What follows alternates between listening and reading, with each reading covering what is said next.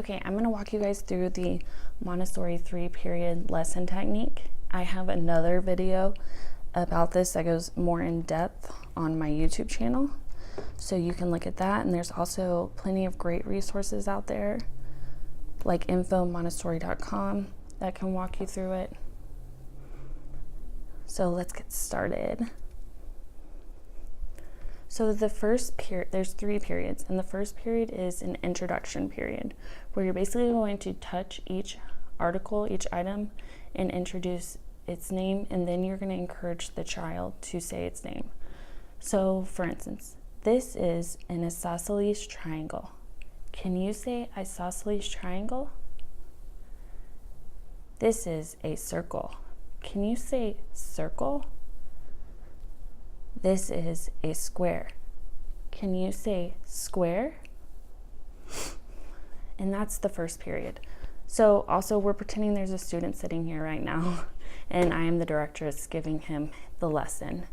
The second period then is, where is the item? So where is the isosceles triangle? The student can then either point to it, touch it, pick it up, or even place it onto our shape board. It's totally up to you what you think they'd like to do and what you want them to do. So this is the second period. Where is the isosceles triangle?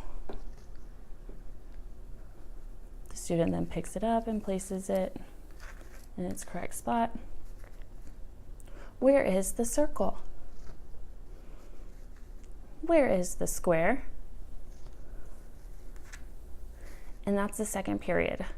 Once your child has mastered the second period and they are able to point out each shape that you are looking for, you then move on to the third period. But do not move forward to the third period until they have mastered this second period.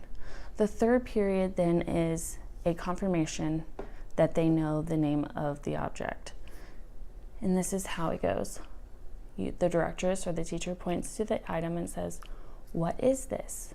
The child then responds, "This is an isosceles triangle," or they might just say, "Isosceles triangle." What is this? This is a circle. What is this? This is a square.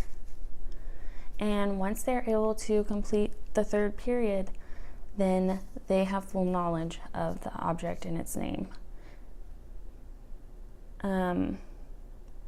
I don't know how long your child will spend in the second period, but it could be 5 minutes, it could be days, it could be weeks. As soon as they start to get frustrated or bored with this, cease the activity and move on to something else. Try to do it each day, a little bit each day.